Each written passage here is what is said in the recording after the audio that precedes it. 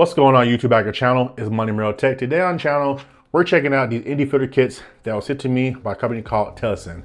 Now, I'm not going to say I'm a big expert on ND filter.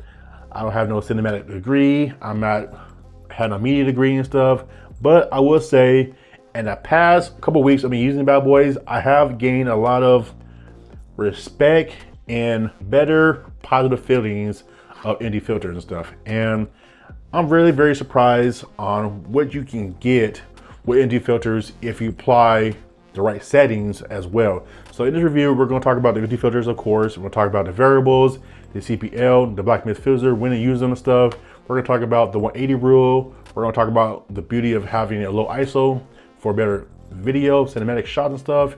Everything you're going to talk about in this review. Stay tuned to find out more.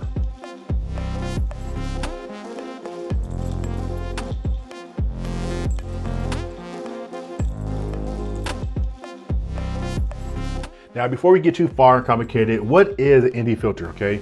Now, from what I researched and what I have learned from other people is, think as an ND filter as a glasses that is sunglasses, right? You walk outside because you want to enjoy the environment and stuff, but that sun, that harsh sun can damage your eyes. It can make it unbearable to look around your environment. So ND filters for the camera, you'll be able to lower your ISO down to 100 and allow you to get the best image quality from your camera. So you put it on there and put it on the time of day, the environment stuff. It's going to allow you to keep your camera ISO all the way down.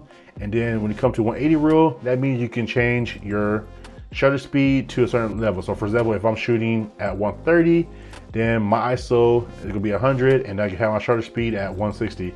If I'm shooting 25 frames per second, that I can lower my shutter speed down to 1/50, okay?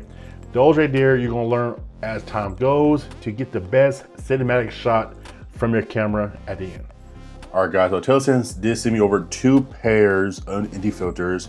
You have your standard ones where you put on, and then you have your variable / black mist / CPL lens, all right?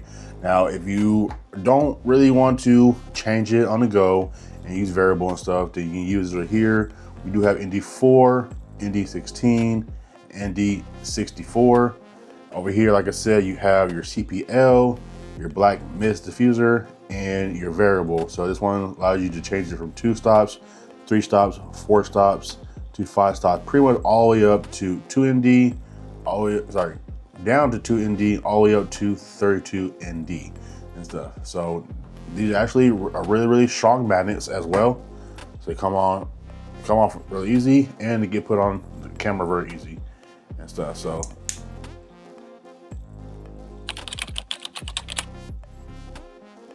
now during my testing, I did use Insta360 Luna Ultra iLog, and then also when in the settings, I changed the exposure to manual to 100 ISO, and then since I am shooting at 4K 30, I also changed the shutter speed to 1/60.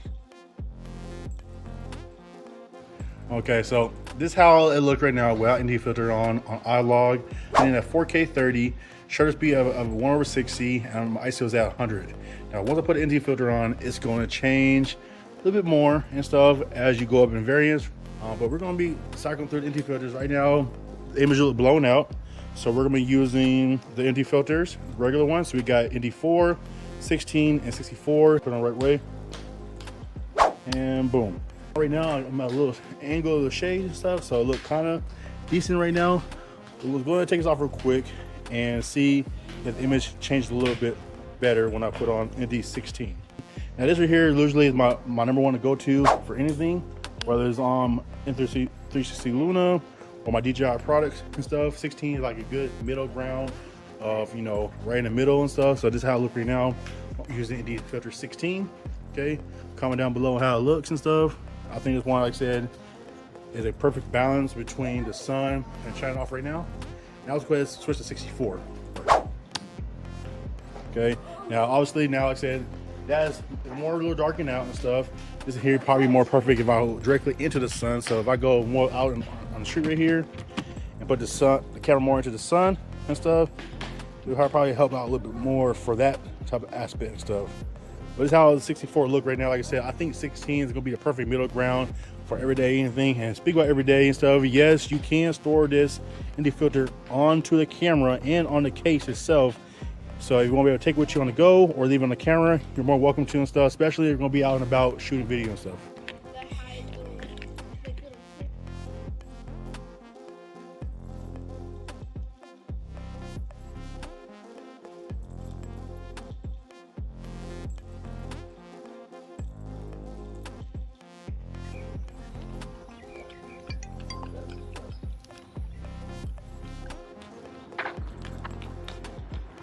All right, so right now I have the variable ND filter on right now. So like I said, if I want to be able to change it on the go, all I gotta do is simply come to the camera. Right now we're at 5 stops, which is gonna be equivalent of ND32. But let's say I want to take it to 16 stops, to go number 4, boom, adjust it up. Or let's say I want to take it all the way down to pretty much nothing. You're gonna see how images get blown out by a lot. So let's say I want to adjust it back down again, just turn. Now I'm at 2 stops, okay? If I want to go to 3, which is about ND8, and if I go to 16, which I feel like I said before, is a perfect middle ground of balancing out your image quality for ND filters. Now, like I said, you could use 64, 32, and I'll say maybe if you're walking directly into the sun and stuff, so if maybe I was more this way, I probably would max it out a little bit more to ND, 32, or put on the actual filter for 64. But right now, this I think look pretty awesome. Now, like I mentioned, the purpose of a variable ND filter is pretty much being able to take it with you and change it on the fly. You see right here as a perfect example of changing it. But I did notice something in the footage that was something I want to talk about right now. Now, in the opposite corner, you can see a slight haze in the footage, which I didn't understand why. I tried to clean it off. I try to make sure I didn't do it wrong, but I noticed that during a lot of videos, you'll see more here in a minute.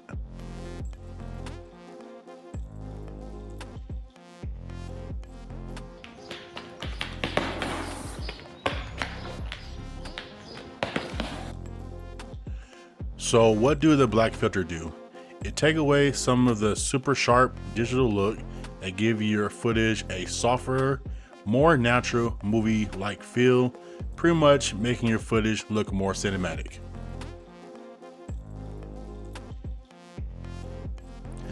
Now let's talk about the CPO filter. Now this, me personally, this was kind of tricky and stuff. I know I do my research on it and read up on it.